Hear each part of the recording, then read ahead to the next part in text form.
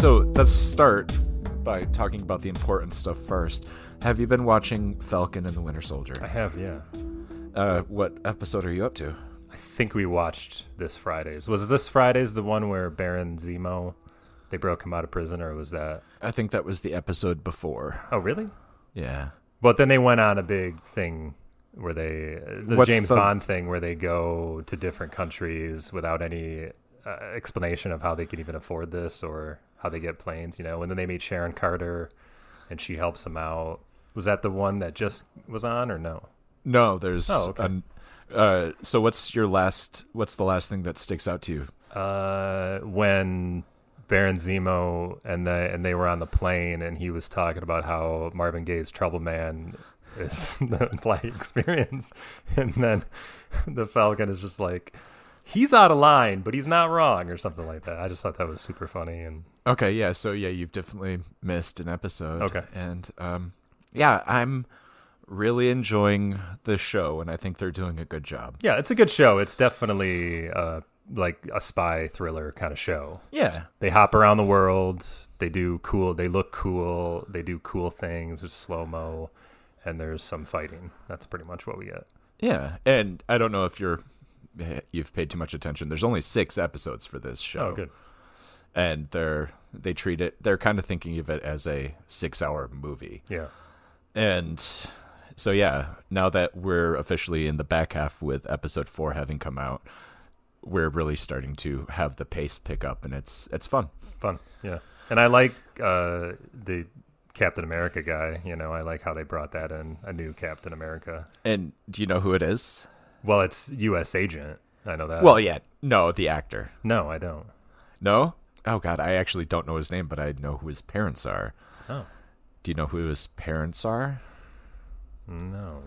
Oh, and I can't get you somebody we liked as kids, and now it's bizarre to think that they're parents of an actor who's like an adult. His name is Wyatt Russell. He's Kurt Russell's son? Yeah. Really? Kurt Russell and Goldie Hawn's kid. He does look like him. See, I know their daughter. I don't even know. Get with me. Come on.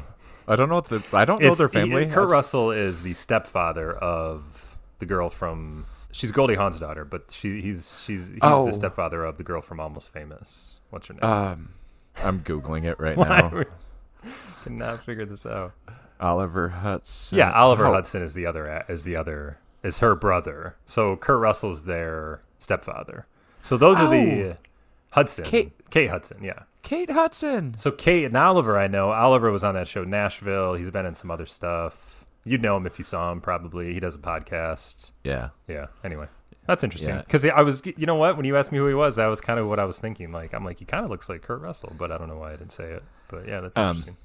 Yeah, I'm excited to revisit this conversation when we do the next taping. Okay. Assuming that you're caught up. Yeah. Although I will say that when we talk about this and I leave it in, like I think I was editing the Spider-Man podcast we did. And we're talking about before the last episode of WandaVision. And I'm like, that was so long ago. And we're talking about it now. And that episode's not getting to air for like a week or two. So maybe it's kind of lame. I don't know. It's all right. I think people like hearing those little chunks. Like, oh, this was old. They're like, just wait till he finds out what happens next. Yeah, audience. I can't wait for Aaron to know what happens next. Is it a big deal? Or is it just cool? I think they're doing a very good job with the show, which is all I'm going to say. All right. Yeah. Interesting. Okay. And when you watch a show, you're looking for the thesis, like, why does this show exist? Mm-hmm. It's titled Winter Soldier and Falcon or whatever, but you could just basically say this show is the origin story for U.S. Agent. No, okay. Anywho, also, last tangent before we get into a serious schedule, I've been revisiting Star Trek. Yeah. And I'm having so much fun. I saw your tweet where you were saying you need to get back into it. Yeah, and so I'm just going in order. Star Trek the motion picture, Star Trek 2, and I'm in the middle of Star Trek 3. Well, a lot of people would say that Star Trek is best in television, not the movies. That's fair. So you're not watching the shows? I've never seen the original show. No? I just started watching the first episode of the original, and I'm shocked at how good it is. like just the special effects with that ship flying around for a TV show from the 60s. Are you watching it on Netflix? Paramount maybe. Oh yeah, all of those shots have been redone. Have they? Yeah. Because I watched it on Netflix, and after a while, I was just like, "There is no way it looked this good back in the '60s." And I found out, they redid every time they show the ship. Okay, just to get the modern technology or make it look a little more modern. Yeah, it looked fantastic. Yeah, but I was really surprised in the pilot that Kirk wasn't in it. Yeah, isn't that funny? It's about Pike. Yeah, and they decided to turn him into Pike, and that's fun. But they bring Pike back, though, so he's an actual character later on. They just don't explain why. I mean, they do, because he disappeared, basically, so they don't explain necessarily why Captain Kirk got the job, but you just kind of accept it. But having seen a little bit more, God, I would love for them to do another Star Trek in, what do they call the reboot universe? The Kelvin universe? Something like that, yeah. I would love for them to do a Generations reboot. Yeah, right. And have a rebooted Picard. That would it'd be delightful. There's so much about the movie Generations that I really like, and I always liked, but there's a little bit about it that, I don't know. The whole thing with Kirk and Picard and how it ends and he dies, and I'm just like, it's just bizarre. It's just weird seeing William Shatner and portrayed in that way, I guess. I'm on 3. And I just put a tweet out on it where the first 45 minutes of Star Trek 3 is just them bridging Star Trek 2 and Star Trek 3. And it's so human, and it has them off the job in their street clothes. And you have bureaucracy with the Federation where he's asking permission to go and try to find Spock, and they tell him no. And so they just go and they're like, all right, we're committing a mutiny. And they steal the ship that's going to be destroyed anyway. God damn, it's good. 3 was always one of the worst to me, but I haven't seen it in a long time. And I'm sure 5 is probably the one that's the least. There's, like you were saying, no reason to exist. Everybody's saying that, 5 is the worst, I think. But it's been so long since I've seen any of them. All of these are almost fresh rewatches. The way Star Trek works is it's every other movie is good. Is that so? Wrath of Khan is probably the best, and then Voyage Home, and then Undiscovered Country is really good. Really? And and then that's the original movies. So, and then not Generations, but then First Contact is good, and then not so much Insurrection, but Nemesis is good. That's where it ends with Picard. I started this all with First Contact. Yeah, because I love rewatched. That movie. That's such a good one. I rewatched it for First Contact Day, which I didn't know was a thing, and then I decided to go again. Yeah. And the thing I love about the Voyage Home is that it's such a weird Star Trek movie. There's no Enterprise in the whole movie. What the hell? It's true. Actually, I take that back. I think they show that they have a new one built at the very end. But anyway, none of the action happens with the Enterprise. Oh, see, you're making me remember at the end of 3, what is it? They beam onto the Klingon ship. Yeah.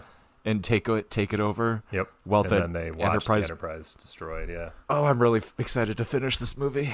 And that's the original. That was from the TV show Enterprise. So that's just 1701. There's no number or no letter attached to it, I guess. Did they consider it A? And I don't know why. I think they build A. I think that's the one you see at the end of the Voyage Home is that they build A. But I could be wrong. Anyway, this is super nerdy. I know, but that's the kind of stuff that I always nerded out over is how they decide the model numbers, the bureaucracy. Me too. I always like that stuff. All right, enough tangents. Let's talk about what we came here to talk about.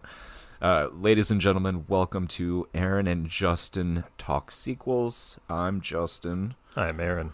And today we're going to talk about Clerks, the Kevin Smith movies that launched his career and then cemented his career as no, I'm not even going to call him a good filmmaker.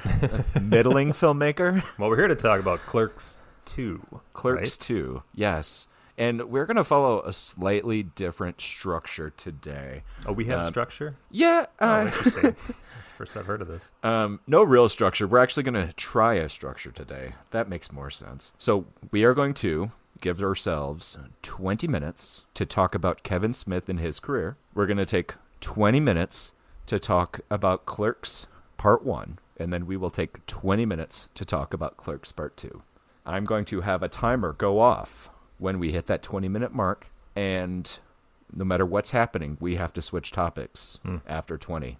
I mean, I think the last part maybe should be at least maybe a half hour, just because that's what we're here for, is that sequel. So maybe we should give a little extra time to it. See, the funniest thing is, like, it's probably more, I think we're going to end up talking more about Kevin Smith and how we've interacted with him over the years. Yeah. But overall, a total of an hour. If we get done with one topic early, we'll give a different topic that time. Yeah. Now, welcome as we talk about Kevin Smith. Now, Aaron, what are your thoughts on Kevin Smith? How do you remember first being introduced to this guy? We grew up in the 90s. In the 1990s. As boys. So Kevin Smith was kind of one of those had to watch his movies. I don't know if you had to enjoy them, but you had to watch them because, we were almost on that cusp of Gen X, but like we were a little bit after it. So I think he mattered maybe a little more to the Gen Xers, but he was somebody we had to check out, especially since we loved movies and you were there in the mid 90s. And he was making so many that you kind of had to fall in love with him. And his interest, because he loved comic books as well, was another big thing. So I think Clerks probably came after. I had seen Mallrats and Chasing Amy, but definitely before Dogma. Oh, yeah. I think we were aware of Clerks, and we were aware that Kevin Smith was a big success. And since we liked movies, we wanted to know. And Mallrats was such like a personal favorite of mine at the time. Yeah, mine too. Just a couple of. I feel like we rented it often. Oh yeah, it's definitely a movie I've seen 100 times, and it's just the story of two dudes hanging out and talking about comics and cursing, and it really reflected the 16-year-old self that I was. Because Kevin Smith was just as immature as we were. Absolutely. Well, he knew what worked. That's the thing. I think when he made Clerks, he was in a definite state of mind where he actually made a movie about young dudes who hang out and talk about stuff. And this is literally what they talk about. Some of it's gross, some of it's outrageous, some of it's rude, and others just about where are we going in our lives. And he made a movie about that. And then it turned out to be a huge success. So you want to follow that up with something. I don't know if it came natural to him that he would do something that was in that vein, but just on a bigger budget with Mallrats. But I think he also knew that that's what people expected of him. So that's why he wanted to stick with that juvenile delinquent, talking about comics, talking about sex, and just kind of being gross and funny at the same time. Yeah. And I don't know, because you've written a script or two in your time. Is your writing personal? Is it natural just to take elements of your own life and put them into your work? Because that's something Kevin Smith has definitely been good at, is taking the own events of his life and turning them into these interesting characters. Yeah. See, I always thought about writing that way, but I feel if you do, people would just say you're copying Kevin Smith and other people that are like him. That you try to be gross and shocking and just a story about two dudes hanging out. Like, I think everybody has that in them to write that kind of script, but I feel like it's been done and done pretty well with Clerks. So I never bothered to try to write that kind of story. Revisiting Clerks, I was shocked at how fucking profane it still was to this day. Yeah, even like 30 years on. Can you believe that? Well, almost 30, yeah. Yeah, in 1994, we were 12, and hearing these things that I can't believe we heard, it was shocking. There is a woman that bangs a dead guy in a bathroom. Yeah. Yeah. And it was still just as raw and just a little off-putting as it was back then. But just hearing her talking about giving blowjobs and them talking about 37 blowjobs. I mean, and they must have said the word blowjob or whatever word they used, but multiple times. And here we are at Catholic school, like watching this thing. We were probably just like, oh, just felt dirty, but you couldn't turn away. Yeah. Like, can you think of a movie before this that as successfully used profane language and subject matter in a way that was so natural and everyday to the characters? I'm sure there are, and I would say it's probably an art house film or a European film that we wouldn't have watched because it wouldn't have been anywhere near our demographic. And I think he made Clerks, and I think he made a movie that grabbed America, just your normal kid. Whereas people probably made things just as filthy, but it was always to, New York Times critics or something like that, or, Village Voice would watch it, and people in New York, but nobody would ever, small town somewhere, ever watch it, It's almost like we learned how to swear from these movies. A little bit, yeah. And the way that swearing worked changed after these movies. Yeah, there was this, and there was Tarantino's films. I feel like that taught me how to be a little more outrageous with my language. But Beavis and Butthead and The Simpsons even, I mean, both of those shows to a lesser degree, but it was about kids being rude. And I think that definitely spoke to us more than the Cosby Show. Yes, it absolutely did. And that, looking back, that might be for the best. So looking at his filmography, because it's worth pointing out, this is one of the very first cinematic universes, the View Askew-averse. So Smith's filmography is Clerks. A year later, Mallrats. Great movie. Launches Jason Lee. Where'd he go? He's around. Is he? He's just rich from that TV show and doesn't care. I think he is, but I see him every once in a while. And then the problematic Chasing Amy. Yeah. I think nowadays that can be considered problematic. He goes back and he kind of corrects the problematic efforts in Jay and Silent Bob Reboot. I was wondering about that because I know we'll talk about that. I haven't seen it, but I was Clerks 2 is problematic too. We'll get there. Oh yeah, a little. Yeah. Just about the way, and that's even 2006, but just about the way homosexuality is viewed. Yes. That's the problematic thing in Chasing Amy, and that's the problematic thing in Clerks 2, but I don't feel it's offensive, but I do get you when it's like, it's a little problematic. You wouldn't write anything nowadays. Some of these movies are definitely objects of their time, and they would just get the standard disclaimer that Gone with the Wind gets at the beginning of it. Maybe not. Maybe not as bad, but yeah. So we get Dogma, which, if I am still correct, I don't think that you can stream Dogma anywhere. No? Why is that? Like, I think you can buy it, but it's just still a movie that had people so upset at the time. Well, they hadn't had any, the religious right and the evangelicals hadn't had anything to complain about since The Last Temptation of Christ, so they were just like, oh, great, a movie called Dogma, let's get all fired up about this. So, Clerks, I loved. Mallrats, I loved.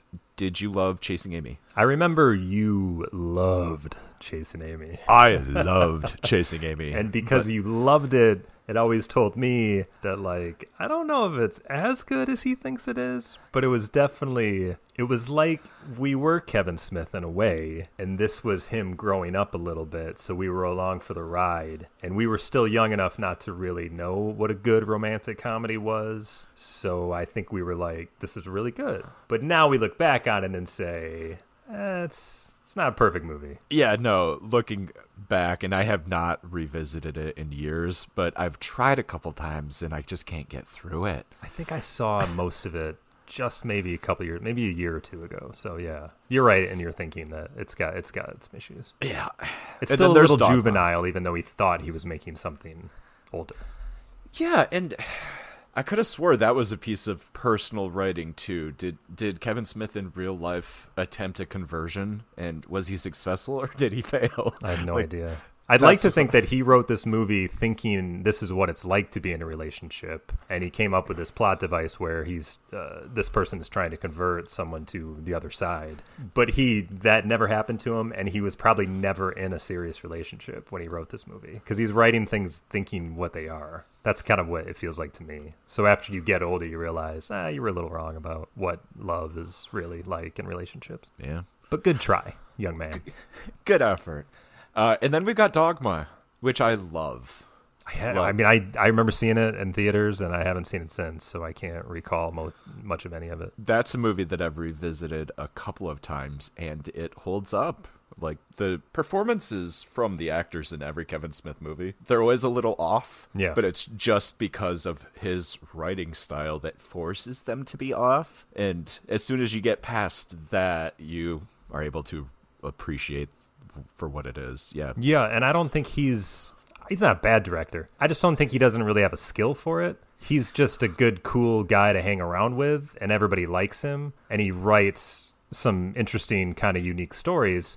So everybody just brings their game, and they all hang out, and they somehow make a movie, but I just don't think he actually has any visual idea of what he wants to do. He just wrote a script, and this is how you put that on film. So Kevin Smith is basically Penelope Spheris, if I'm saying that name right. Like Wayne's World? Yeah.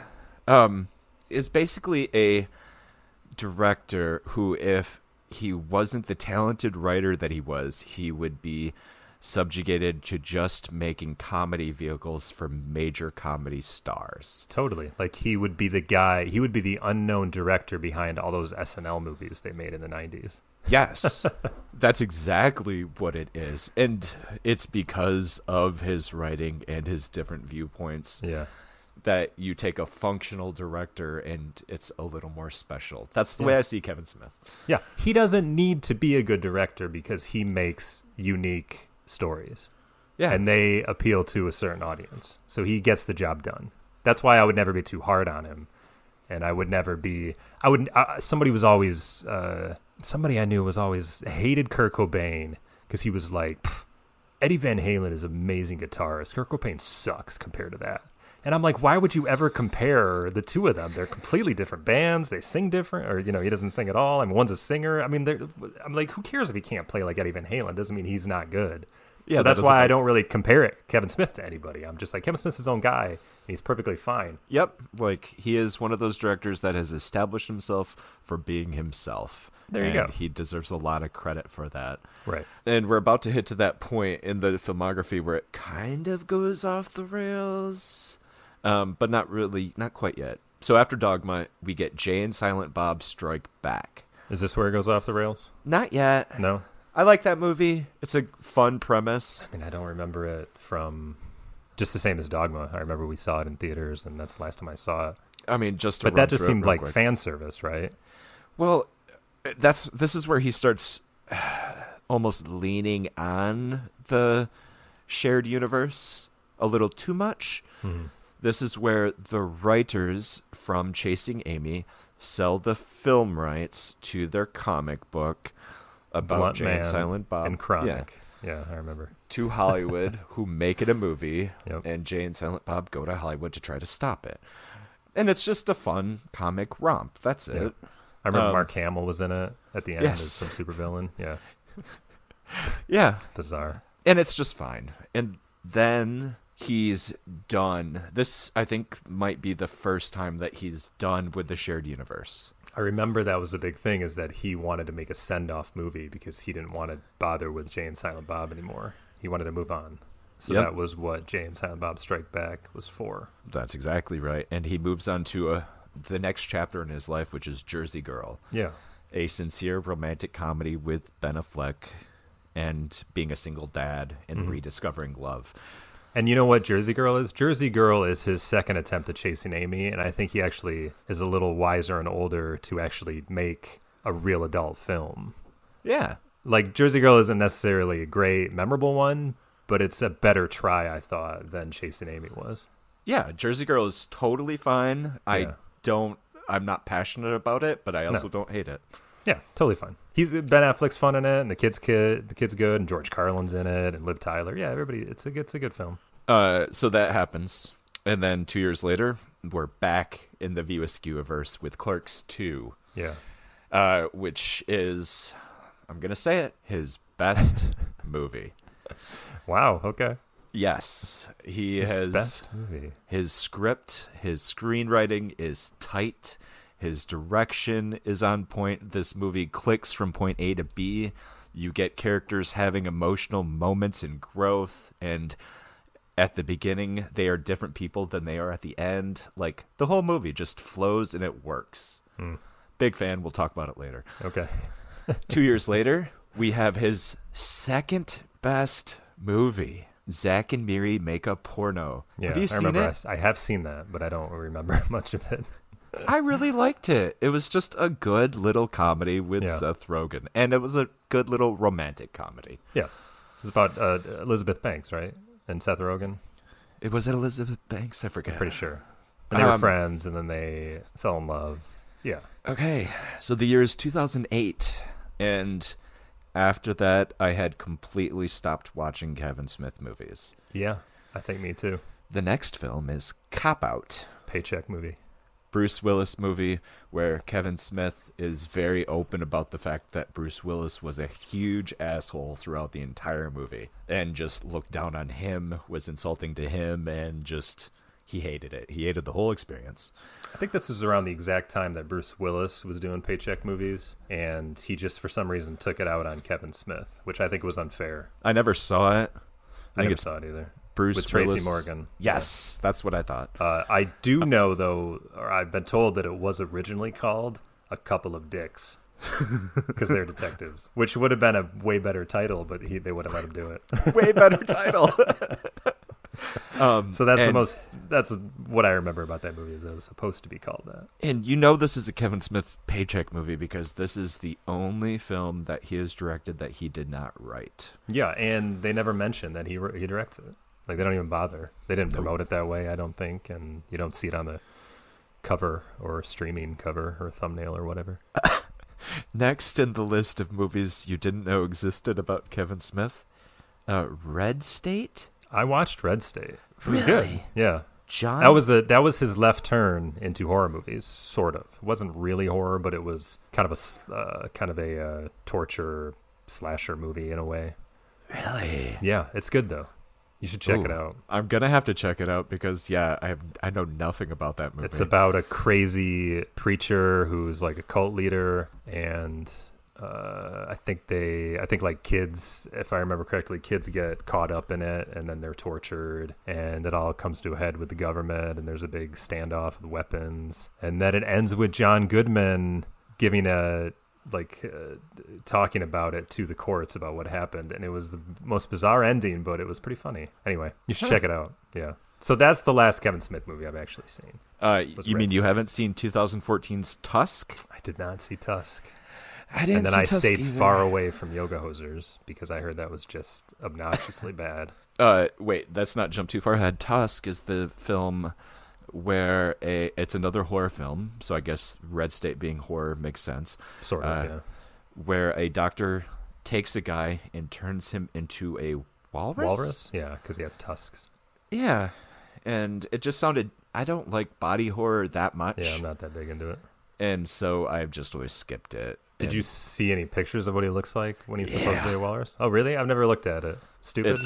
It's pretty ugly. Oh, the timer has hit.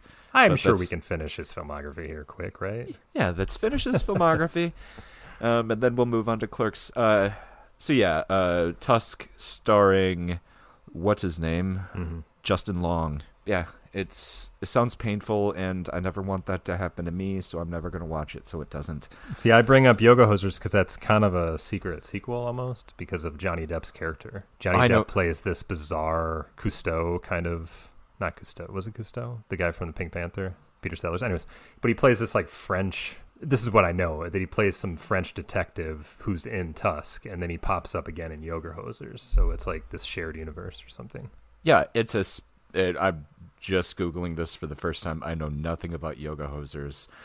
Yoga Hosers is a spin-off of Tusk. Yes, because his daughter and Johnny Depp's daughter were both convenience store workers that were in Tusk. So then they get their own movie in Yoga Hosers. Huh. Yeah. It's almost a Clerks 3, maybe. I don't know. That's absolutely bonkers. Yeah, I haven't seen Yoga Hosers either. I have started to see Harley Quinn Smith around a bit, and I like her. Isn't that ridiculous that her name is Harley Quinn? No, I love it. But that is what I'm saying about being a young guy in the 90s and think you're doing something that's cool, but it's actually you look back at it and you're kind of embarrassed. He's got 10 years on us at least, and so... Yeah, I know, but still. Just happy nerd stuff. That's like, what did I like when I was in my early 20s. Velvet Revolver, Scott Weiland and Slash and those guys. And what if I got a Velvet Revolver tattoo back in 2003 or something when I was like 20, 21? Wouldn't that be weird now? I'm going to say something. You don't name your kid Harley Quinn is all I'm saying. Hey, I'm not against the Harley Quinn thing. I think that's dork heaven. But I'm going to say something that might be a little risque. Okay. I don't think you should get a tattoo until you're 30. Yeah, really. I don't think you should get a tattoo until you know who the hell you are. How about that? Yep. Yeah. Because if I had gotten a tattoo any earlier... you would have the worst tattoos now. I would have had the worst. I mean, mine are still kind of terrible. They're Star Wars tattoos, but still. Well, if they keep making Star Wars stuff, luckily it's always in fashion, so I guess that's not a bad way to go.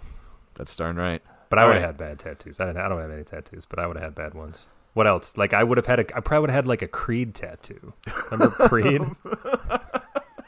Because we loved that band back in '97. Yeah. Because that's who you think you are at that age. I'm going to love this forever. No, you're not. You're not going to love that forever. Don't tattoo that. It's a bad idea. Anyway. So what comes after was the reboot, right? Yep. After Yoga Hosers, Kevin Smith has a hell of a life event. He had a heart attack that I believe they call it a Widowmaker heart attack. Yeah. Where he should have died.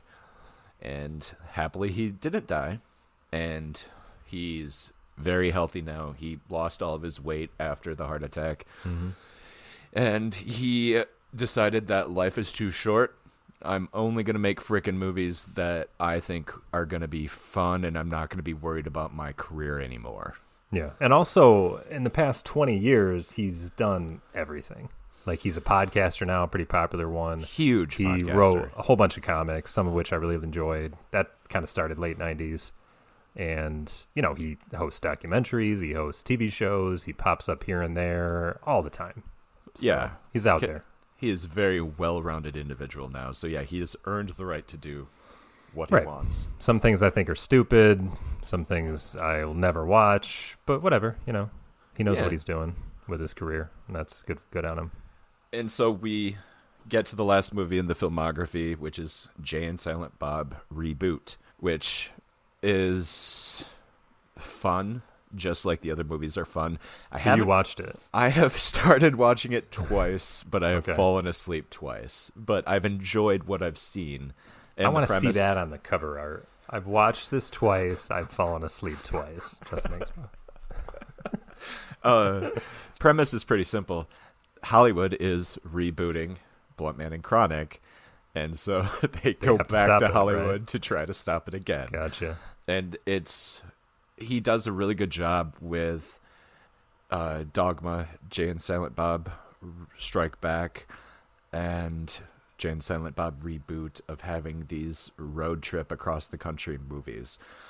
And so in like Jay and Silent Bob Reboot, you see the characters from Chasing Amy, and Ben Affleck is like, oh yeah, no, we're not still together. She's a lesbian.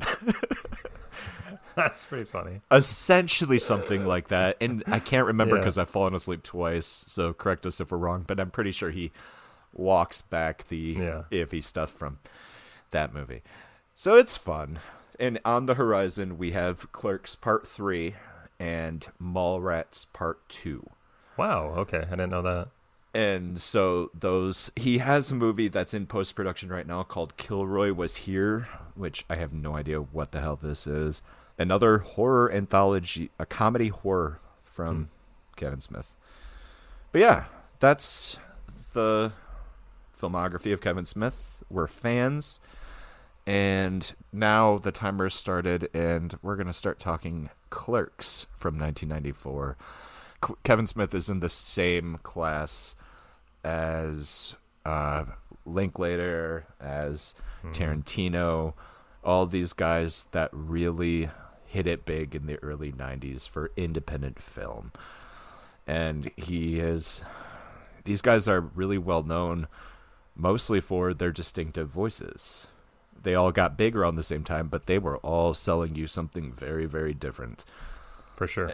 And Kevin Smith gives us this movie about a couple of losers working at a convenience store and a video store who are best friends. It kind of goes a little more with Linklater, where stuff kind of happens, but there's no real life-changing narrative to drive it along. There's no bank heist, or there's no stolen car, like there isn't really that big moment. Yeah. It's just the day in the life of a couple of guys. And I feel like a lot of people were probably making that same movie, but there's just something about Kevin Smith and that he made it the best. It's Dante and Randall. I have a mini rant for this movie that I don't think Kevin Smith intended. But if you revisit Clerks, you could almost see Kevin Smith writing a movie about Gen X has a lost generation vibe now, where it's a whole generation of people that grew up expecting the American dream that their parents had, the security of an easy job, let it be in a factory or somewhere else, where you could have a job right out of high school. You were guaranteed to make a good income and you could raise your family happily. And by the time Gen X grew into their age, into their 20s, those jobs had disappeared to outsourcing. General Motors hit its peak of employment in, I want to say, 1978, where they were employing hundreds of thousands of people across the country. And by 1994, that number had dwindled to, I want to say, roughly 25% of it. You just see the erosion of this workforce and these jobs where people were good and secure. Anyway, so Gen X... It's like you have to watch... Sorry to interrupt, but you have to watch Michael Moore's Roger and Me documentary about how GM moved out of Flint and the whole town fell apart. Then you get an idea of where the guys from Clerks are coming from, almost. Because I think New Jersey and where they are in New Jersey is very comparable to Flint and other places that probably were a thriving metropolis because of the auto industry, or an industry much like it that skipped town. Yes. And so now you've got these guys that would have, if they had grown up 10 years earlier, just done what their parents had done and just gotten that job at GM, for example, but it wasn't there. And they probably would have been married around this time too. It's true. Like the job, the wife, the house, like they kind of go in order.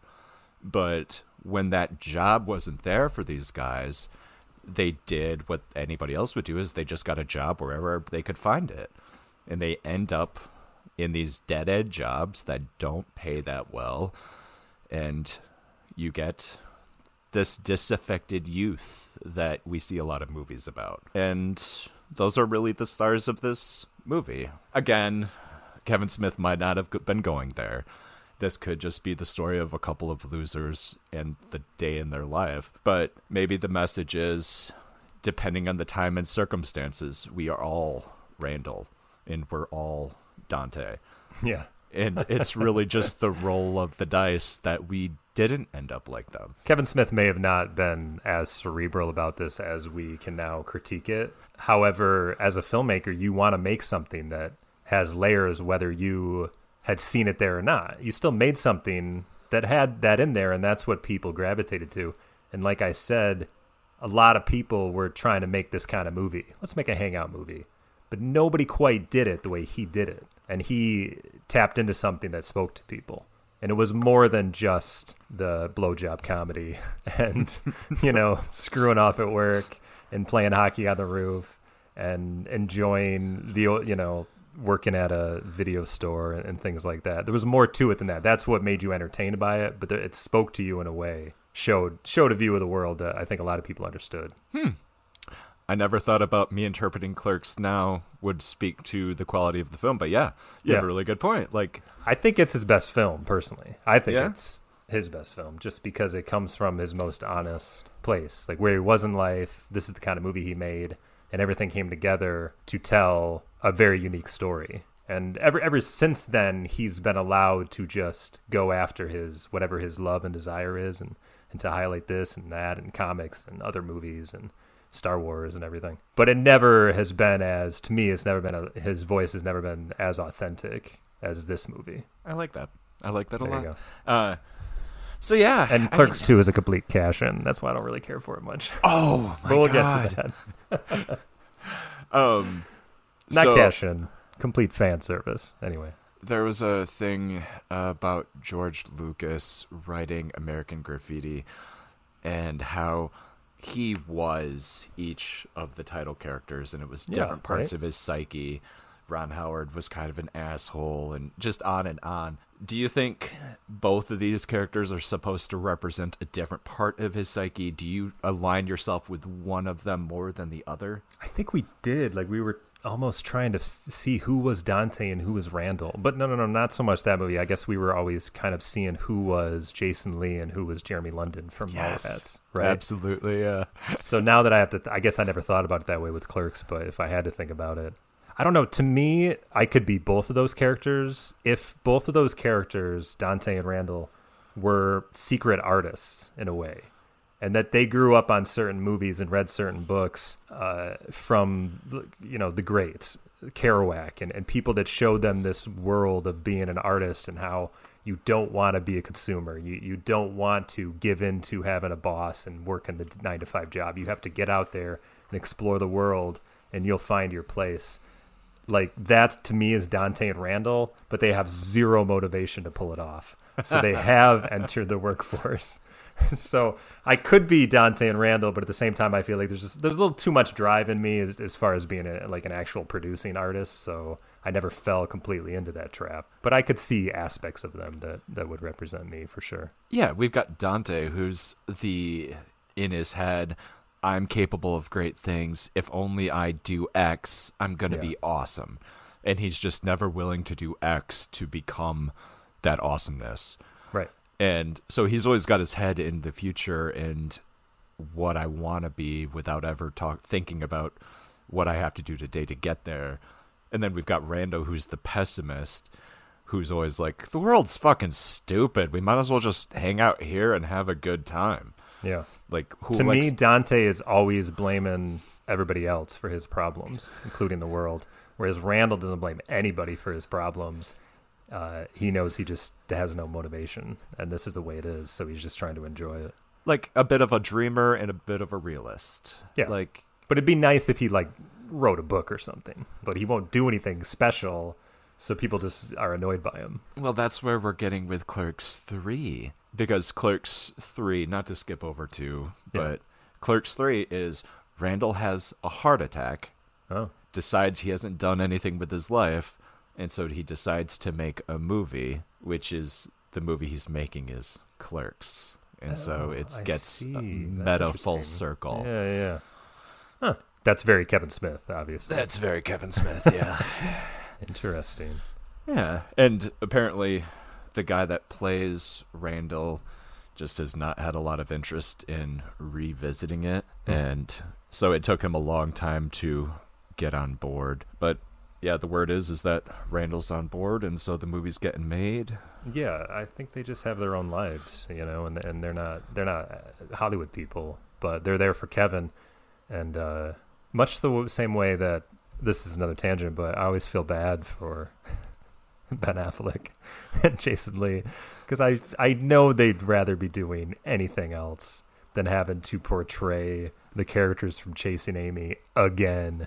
But when Kevin calls, he's a friend of mine, I'll do it anyways. Do you think that's like Ben Affleck is happy to be playing Holden from Chasing Amy all these years later? Like, that's that golden ticket he was looking for. Oh, it's so great to have a franchise character that I can play. No, it's not James Bond. It's not, it's like this guy from Chasing Amy. He's got to continually come back and shoot new things for. Well, no, I see this as like the classic Hollywood buddy circle, where these guys came up together and they don't take it seriously, but they will always help each other out. Yeah.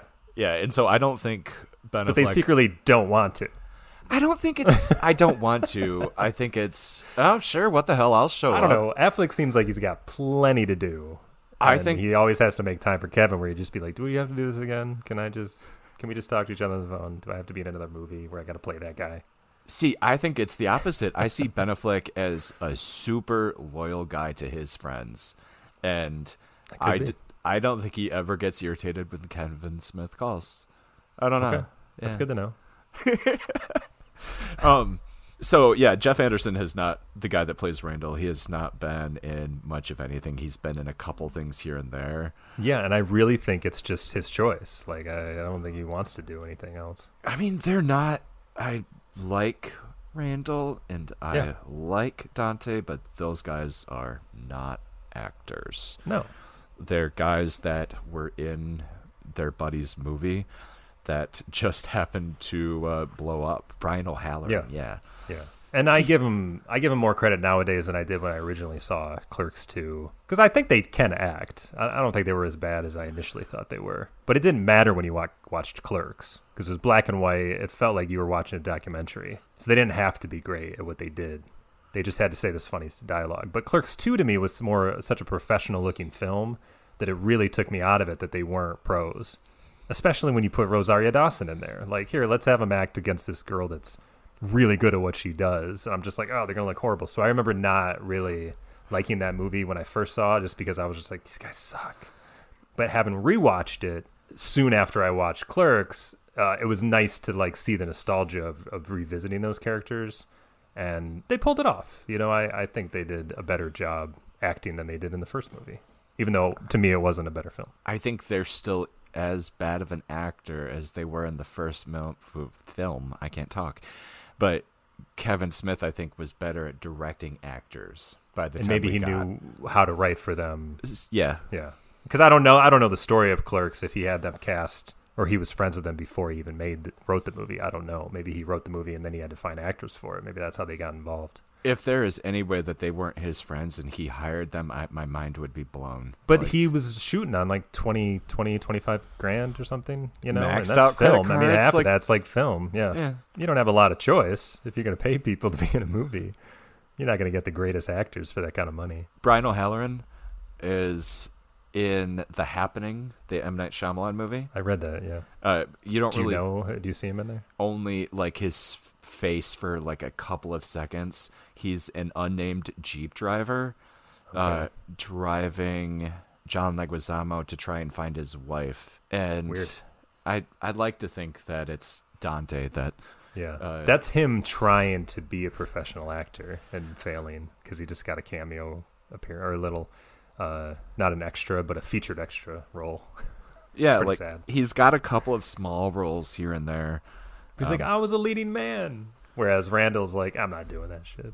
Yep, I'm not. I'll just do it for Kevin. That's it. Yeah, Clerks. There's not really much more to say than the two of them hang out and talk about things. And they, Dante's girlfriend comes in every once in a while, and I think Randall knows that he's not happy with that girlfriend. He's still pining for the old girlfriend, who actually comes back into his life in that movie as well. Yeah, right? Thank you. Well, no, different girlfriends in each movie, but yeah, Dante. No, I mean in the original Clerks, he has that girlfriend who sucked all the dicks. Yeah, and then his girlfriend that he was pining for comes back in that movie as well. Yeah, she's the one that ends up sleeping with a dead guy, or not sleeping, but having sex with a dead guy in the bathroom. Yeah, and yes. This speaks to Dante's inability to make a decision. Yeah. He's got this great girlfriend who's way out of his league, who's blown a ton of guys, so she has great experience. And like he takes that as something that's bad, and he's also been secretly talking to his ex-girlfriend so that they could get back together. The guy's a real player. And kind of a dick. And he does this again in Clerks 2, where he's engaged and yet he's sleeping with his boss. Yep. Not really great with the women, Dante. But even Randall mentions it in the second movie, where he's just like, how can a guy like you, of all people, get all these women? Yeah, coming after you. It's ridiculous. Clerks gave birth to, I think, the first mention of the construction workers on the Death Star. Yeah, because I remember that conversation, but I couldn't remember where I heard it from. So seeing that, I was like, oh yeah, right, Clerks. That's where it's from. Yeah, and that was back before all those Star Wars references was annoying to me. Because it was pretty unique. You probably didn't really see a movie where they talked about Star Wars. Oh, yeah, no. Especially in 94. But the talk of civilian contractors makes me want to segue back to Star Trek real quick. Mm-hmm. I love in Star Trek 3 how many normal people are in this movie. Not officers necessarily, but just you see people in shorts on the space station. You see people having lunch as the Enterprise is docking. And then when they revisit that same shot to show a janitor cleaning up the cafeteria when the Enterprise is being stolen. And it's just fun to imagine the life of that janitor on that space station. Like, maybe that's what Nimoy was thinking when he directed the film, where he was just like, I want to know what it's like to live just as a normal person. Yeah. We got to show that. We don't get a lot of that in science fiction, so it's nice to see it in Star Trek, and it's nice to have some little bit of depth in Star Wars, thinking about all those poor civilian contractors. Very, very sad. So what conclusion does he come to at the end of Clerks that he tries to get across to Dante? Because he's got a big scene, and he has a big scene in Clerks 2 as well, and he pulls it off really well in the second one. Yeah. But in the first one, they fight, they're laying on the floor. Yeah, why did they fight? It's been a couple weeks since I saw Clerks now. Me too. We're supposed to know this. Oh, no.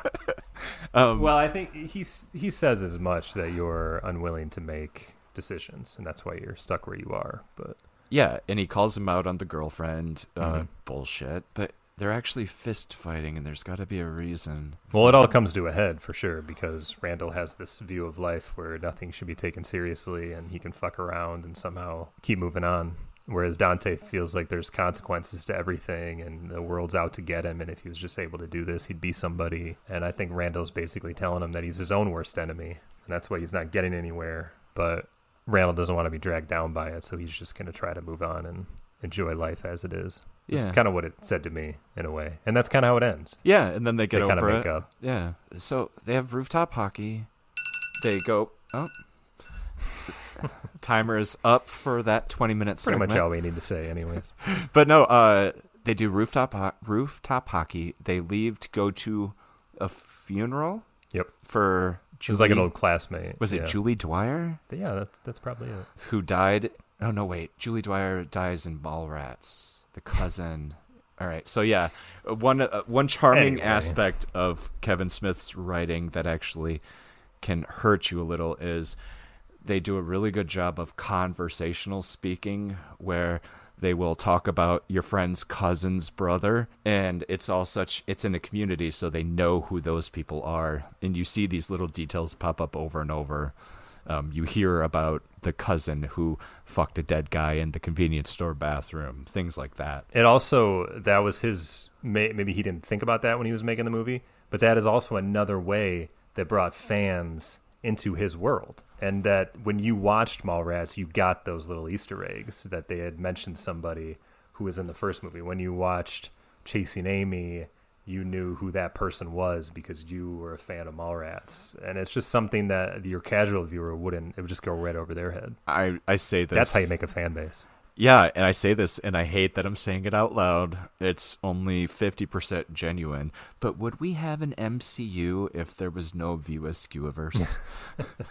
Well, you can also say, would we have any of those if it wasn't for the Universal monster movies of the 1930s and 40s? That's all I'm saying. Yeah. Well, they had watch those eventually, too. Okay? Son of a bitch. They were shared? Like, they referenced each other? We've talked about these movies a few times. They didn't reference as much as they would just pop up in everybody's movie. Then, after the first couple Frankensteins, then he met the Wolfman, and then they brought Dracula into that movie as well. They would all hang out after a while. I'm very excited to watch them someday. Yeah. So yeah, Clerks is about a couple guys living a day in a life, and they weren't even supposed to be there that day. They weren't even supposed to be there. And at the end of Clerks, it says, Jay and Silent Bob will return in Dogma. Did you notice that? Yes. Well, I had forgotten about it, but then I remembered that they had that in every... He's not wrong. It's just, it didn't mean that it was exactly the next movie he was going to make, apparently. Yep. But those are two aspects. The last thing I think we should say about Clerks is that it introduced the world to Jay and Silent Bob, who was Kevin Smith and Jason Mewes, who were just two dudes that hang out. They're just two rude racist assholes who hang, or at least Jay is, who hang outside the convenience store. And that's it. That's all they were. A little bit of comic aside, from the big story of Job, Dante, and Randall. And I want to put that filter back on from what I said before. Jay and Silent Bob, if they were born 10 years earlier, maybe they would have gotten those GM jobs, and they would have just been the funny guys who worked in the shop and smoked a little too much weed, and everything would have been different. That's possible. But it's the thing good. The thing about them, this is what is most interesting to me about Clerks 2. If you're a casual viewer of Kevin Smith movies, you may not realize this, but the thing about Clerks 2 that you got to remember going into that is that Jay and Silent Bob are the most famous part of any of these movies after Clerks. They became huge. So he brings them back from Mallrats as side characters, but they clearly stole the show. And then the same with Chasing Amy. Well, maybe not Chasing Amy. But so much so that they became the biggest part of his whole universe that they got their own movie with Jay and Silent Bob Strike Back. And that was it. So when he went back to make Clerks 2, Jay and Silent Bob are the whole reason that movie is happening. And yet he has to relegate those characters to what they were originally. And that's what's bizarre about it to me. It right off the top, it felt strange to me. Like, you're right, but we also keep in mind that they do share equal space on the poster with all of the others. And so while they are relegated back to the background, which is probably where they belong. That's what I mean. And that a true sequel to Clerks would not have Jay and Silent Bob highlighted on the poster. But the world we live in and how popular they are, it's unavoidable. That's the movie Kevin Smith made. And that's why, to me, it already is going to suffer. All right, well, let's just jump right into Clerks 2. Let's get into it. The premise here is pretty simple. The convenience store burns down. Great opening to the movie. I love that movie. Great opening. Starting at that black and white, tying it together, and then having... And at that point, it's only been 12 years, I think, since the original, and it's so sad to see Dante still working there, but it was so welcoming to me as a viewer who just had watched Clerks. Yes, he does a great job of, turning it to color, bringing it to real life. The convenience store burns down. So what are these two guys going to do? They're just going to get another job at the first place they see. Another crappy job. So they're working fast food. And now Moobies, where they work, that was first brought up in Dogma. Right? I only know it was for sure in Dogma. Who knows if it was before? Yeah, that's what I'm saying about his universe. Like, Ben Affleck's character could have been drinking a Moobie soda while he was working on his artwork in Chasing Amy, but I have no idea unless I watched it again. Yep. But I remember Mubi was a point of Dogma, right? There was this giant corporation, and that was their... Yeah, they had a golden cow, or golden calf, and the angels thought it was heresy. What's the word? Sacrilege? Blasphemy. Sacrilegious? Blasphemous? Sacrilege, whatever. You won't heresy, have any other god than the Lord God. And so they... wanted to. There was a stab at consumerism. Yes. So they're working at Movies, which is like a McDonald's. And Rosario Dawson is the manager. And just have to repeat this. It's like a disclaimer that you have to say anytime you say a certain thing. Yeah, Rosario Dawson is the most beautiful woman on earth. I would abandon my family to hang out with her at a mall for a day. Jesus, I hope Mackenzie Davis doesn't hear this. Don't. Shh. Because isn't she your favorite? Rosario Dawson is the number one. I've made it clear to my ex-wife, not the reason she's my ex-wife. I've made it clear to my current girlfriend, if I ever met Rosario Dawson and she, for some reason, was interested in me. Well, that's what I'm saying. That's why your girlfriend is totally okay with it, because she knows that will never happen. Never happen. So yeah, Rosario Dawson, the greatest person on earth, is running this movies, and we just have this day in the life of Randall and Dante. But this time, the only thing I don't like as much about the script compared to the first Clerks is this has a hook. Like, he's a better screenwriter, so we're visiting Dante on his last day in it. So it's not just a normal day in their lives. It's a day that has meaning. Dante's about to move to Florida with his fiancée. who's fine. You're not supposed to like her, I don't think. Like, I think Kevin Smith structures it that way where she's fine, but everybody's quietly thinking, I don't think I would ever want to marry her. They explain her away as someone who was super popular in high school. So we all know that. Like, we can associate ourselves with that, or we, feel that. Who was super popular, never gave you the time of day. But after like 10, 15 years goes by, they realize that everything they thought they would be because they were so popular never panned out. So now they're just trying to find a good man. And that's where Dante comes in. And that's how she's explained away. So yeah, you're not really supposed to think much of her. She's just one of those kind of girls. Yeah, and that's fine. But in terms of the movie, yeah, they do a good job of not having you care about her too much because you love Rosario Dawson so much. But we have Dante back at it where him and Rosario are hooking up after the store closes. Well, they had one hookup. Right. Is it just one? It was a one drunken hookup. Yeah. That's the whole point. It was a one drunken hookup. She just got knocked up off of one hookup. That's all it takes sometimes. It's true, I guess. That was the prime of her sexual life right there. So she was ready. Dante Hicks is the prime of her sexual life. No, I mean, like, she's physically, like, the eggs are ready. You know what I mean? Like, if you don't have good protection on, you're going to have a baby. And that's exactly what happened to her. And that's her own fault. If she thought she could get away with having a tryst like that at that age, she's sadly mistaken, because now she's knocked up with Dante Hicks' child. Dante Hicks's child. And she's even kind of a Dante-ish person in that she could do more with her life, but she doesn't seem to have the motivation, and she blames the world for her issues almost. Well, it's my mother or father or grandfather or whoever who brought me back here because they're sick. I have to take care of them. Yep. So it's their fault. It's not like, a shitty, like, I hate them and if only they would give me a chance, I could be somebody. It's not like that, but she still has that kind of excuse that's keeping her as a manager of a movies when she's probably capable of much more. Everybody has that crutch. I would be great if not for this. Right.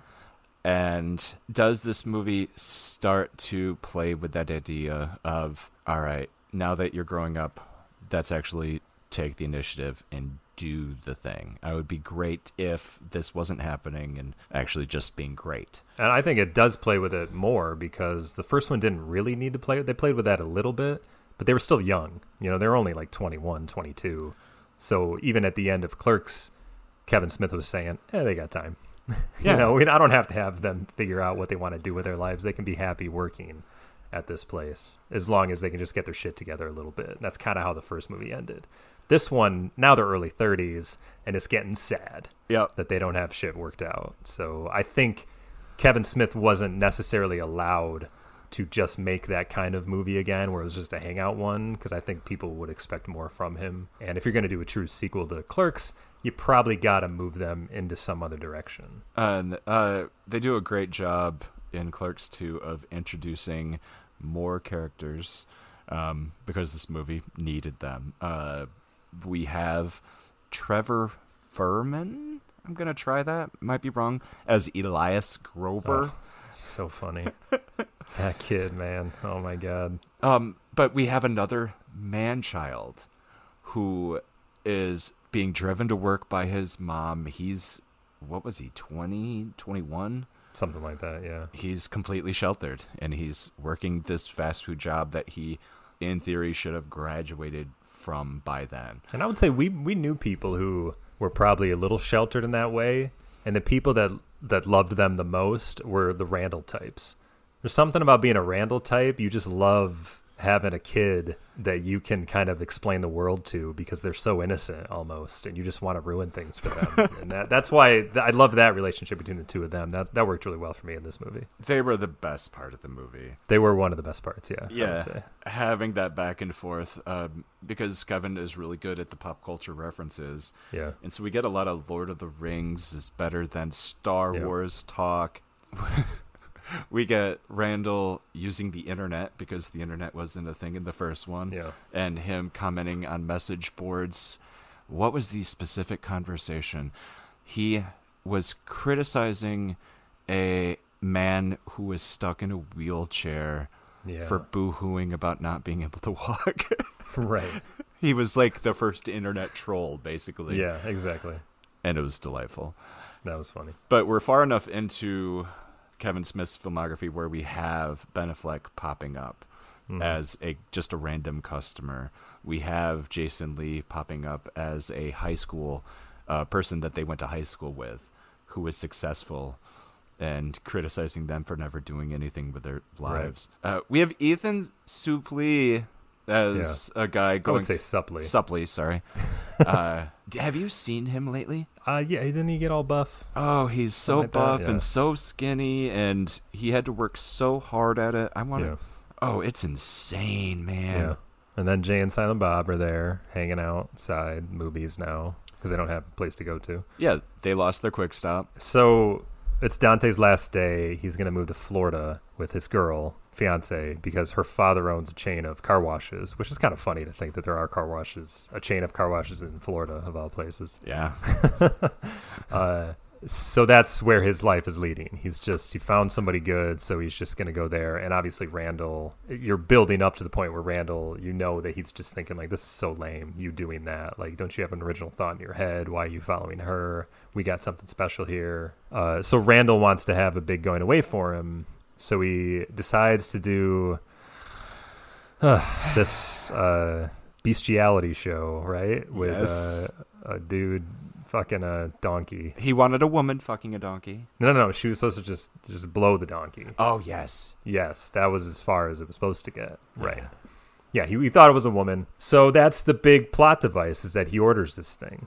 And this is the thing that's happening. Now, I submit a better angle for Randall in this movie would have been to follow the plot line of Elias's story about pillow pants. You know what I'm talking about?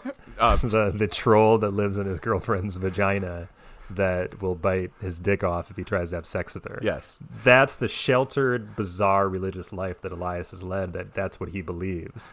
So that's like a chastity thing. That's why he can't have sex with his girlfriend. Yeah. And it was played so funny because the music is like horror music as Elias is explaining pillow pants to Randall, and Randall's face, it's gold. And then they don't, and to me, unfortunately, they don't go anywhere with it. He just goes and tells like, hey, Dante, you won't believe what I just heard. And then that's really it, where I'm just like, that's what you should have. It should have been about Randall trying to get him laid, I guess. That's where the movie, I think, would have been finer in my view. Because a real detriment to the film is that they follow this bizarre donkey plot device, which is so dated and just, I don't know, it's shock value for the sake of shock value. It's what do they call it? Homophobia, almost in a way. That's one of its first mistakes in the movie, and the other mistake in the movie is the use of the racial slur. And that he's trying to make this point that you can take a word back, and it goes absolutely nowhere. It just looks like a bunch of people saying the N-word. It's what drives the movie down. That drives the movie down. The donkey thing drives the movie down. I'm just going to throw them all out there. The other part that was horrible was the dance break to the Jackson 5 song. Like, what the fuck? Like, this is not Clerks. This is not the way you do a sequel to Clerks. And that was only done because he's Kevin Smith and he's got a bigger budget and it's Jay and Silent Bob are really popular. Let's see them dance. Like, it's not good. And the other crime is that they brought Rosario Dawson down to this level. If we take it up a layer, we have main arc of Dante not taking the easy way out for once, making the decision that he wants to be with Rosario Dawson, and actually making a positive change in his life. We have Randall, who doesn't want to make any changes in his life. He's upset that he's going to lose his friend, throwing him a goodbye party, and then admitting to him that we need to move forward with our lives together. You can't run away. I love you, don't leave me. It's sad, but it's true. I mean, I felt that was a good scene from him. Like, yes, he pulled that off. It was really good. Absolutely pulled it off. And so it's just like the fight in Clerks Part 1, but this time it actually works. Like, a lot of this is rehashing the elements of Clerks, but just doing them so much better. Yeah, doing them as adults. Yeah. So I agree with you in that I don't agree with you in that it's his best film. I think we've come to some sort of agreement that it's a good film, and it's a good sequel to Clerks. There is a good sequel to Clerks within Clerks 2, but it's filled out with some of Kevin Smith's worst ideas. And that's why, to me, the movie's kind of a failure. See, I respect our different opinions here. I do too. We don't have to agree, but we just have to respect. Even the Lord of the Rings conversation just feels dated now, because that was coming off the idea that nerds aren't accepted. Even in 2006, that may have been true, but nerd culture is completely accepted now. And Lord of the Rings is known as the trilogy just as much as Star Wars is now. Oh, yeah. It absolutely is. So it just felt dated, but not in a fun, nostalgic way, the way they're talking about Return of the Jedi in the first one. That's funny. We have Lord of the Rings with their original trilogy, and then we have Lord of the Rings with a prequel trilogy that people didn't like as much. Well, there you go. Yeah. Now we're going to get a rebooted series of sequels. I'm looking forward to that. It's a good joke in 2006 where he's like, there's only one trilogy. But now we live in the year 2021 where there are multiple trilogies. Yeah, it's very different now. So I'm just going to skip right to the end. Yeah. Randall tries to make Dante understand what is going on, and he does. Randall makes this change. Dante realizes what he wants, goes after Rosario Dawson, and they get together, and they buy the burnt down Quick Stop. It's Randall's idea. Yes, Randall. And they come to this conclusion after they got arrested for the whole donkey bestiality experience, which took place, by the way, in movies. Yeah, that's where it was all set up. Jesus. So they all get arrested with Jay and Silent Bob. And the funny thing is, yet again, why do Jay and Silent Bob have $50,000 to give them? Because of the movie that was made from their comic book, right? Yeah, So this is why they are secretly rich, and they don't care. They just like hanging out someplace. They just like hanging out. So they give Randall and Dante the money to buy the Quick Stop, renovate it, and now they're back working. So I do say the best part of Clerks 2 is that he gives us Clerks back at the very end, and I do like that part, that they sadly are working at the same Quick Stop till they die. But there's something sentimental and nostalgic about that. But now they're the owners. Yeah, they're no longer a cog in the capitalist chain. True. And then Clerks 3, I bet he's going to say that the place closed down after 2 years because they just couldn't keep it going. I'm guessing that Clerks 3 will start literally with them working in the convenience store, and Randall just is like, I'm pantomiming maybe a heart attack, and then he falls. Now, how do Jay and Silent Bob, how does the reboot movie introduce them? I don't remember. I feel like I saw them coming out of a smoking Quick Stop again. I thought it was in a trailer. Yes. Did the place burn down again? Thank you. No, they used the closed video store as a front to sell weed. Okay. I believe that's what it was. So that was just weed smoke. Yeah. I see. Yeah, and I'm going to watch that after we get done. Yeah. I'm going to commit. Too. The thing is, we do these movies every week. We like maybe grab a franchise like the Clerks thing, and then we're all like, because I remember you mentioned this about Evil Dead, like, oh, I'm going to watch that show now. But it's just we move on to another movie series afterwards, and we lose all interest in the one we did before. So if you're going to watch anything about Jay and Silent Bob, you got to do it this week before you're on to something else. This is actually a really good point. Do we have anything else to talk about with Clerks 2? Clerks 2 is good. I don't think so, no. You guys, if you haven't watched these movies, go watch them. They're profane and delightful, and Rosario Dawson's in it. That's enough reason. So the movie ends with Dante and Rosario Dawson together having a baby, owning the Quick Stop, and we have Randall hiring his little nerd buddy to come. That's right. Elias is working on the video store, right? Elias is working at the video store.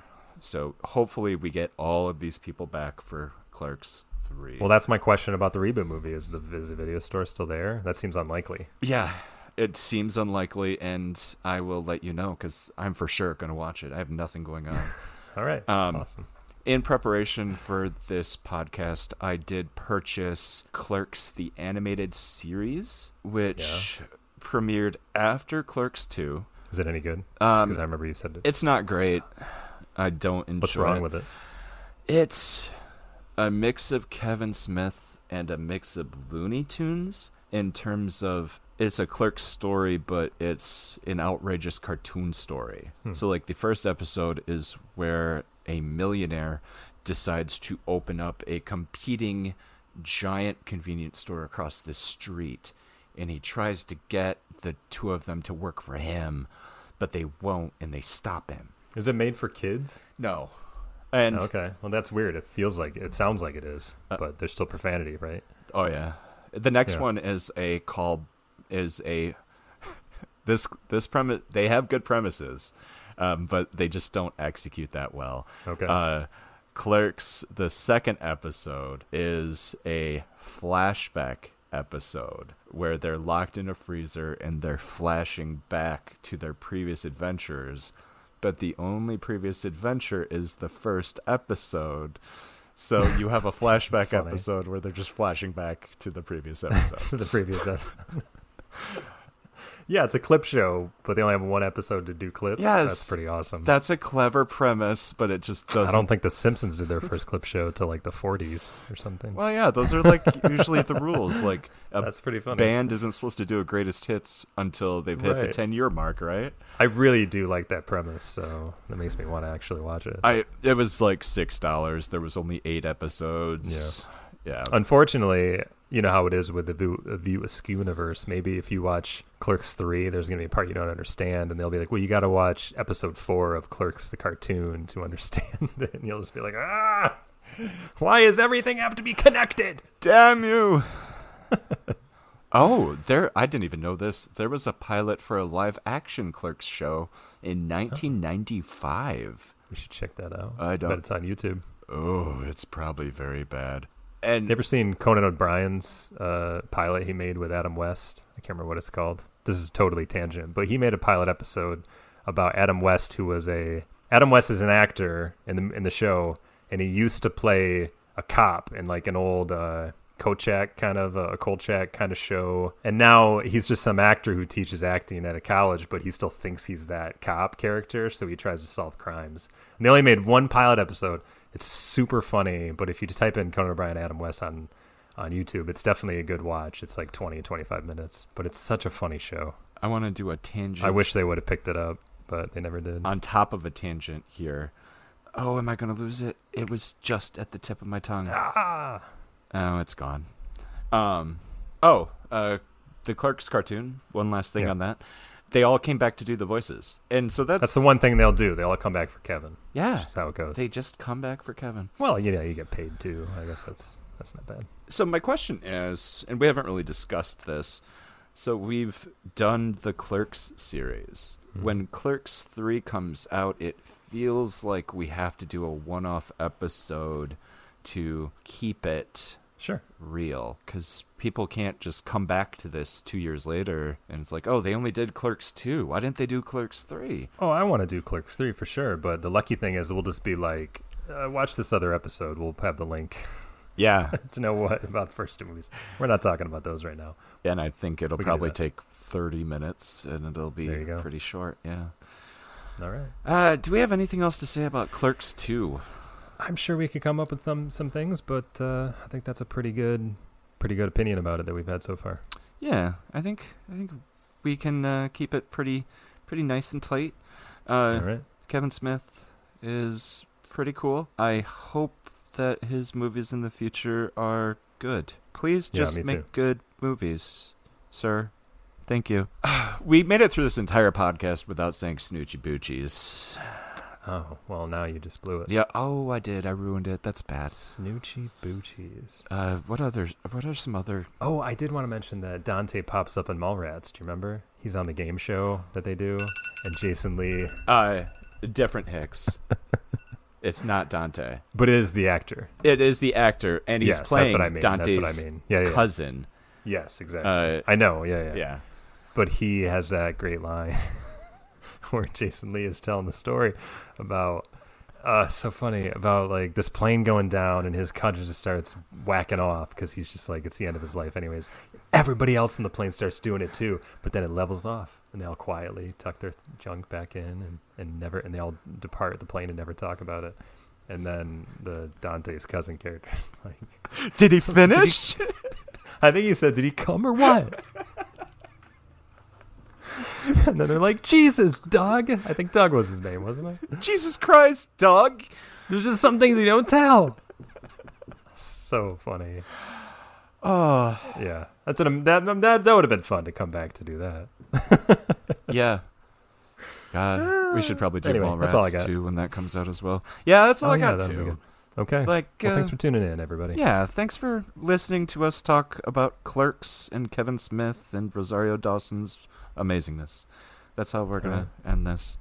Sounds good. Yeah, so please remember to follow us on the social media platforms of your choice. We're only on a couple, so try and find us. Yeah. Leave us a review on your podcasting platform if they do reviews. We know Apple does, so, we do that.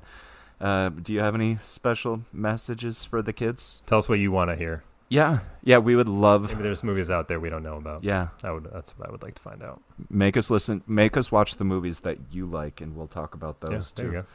I'm going to throw in, I got my first shot, get vaccinated. It's the only way I'm going to be able to go to a movie theater anytime soon is if we all team together. Okay. That's a terrible ending. Cut out all of that, and that's just it's all good. Keep in Rosario Dawson and double her. Yeah, I'm just going to say, I'm out. Yeah, I'm also out. So goodbye. Until next week. Bye. Have a good day, everyone.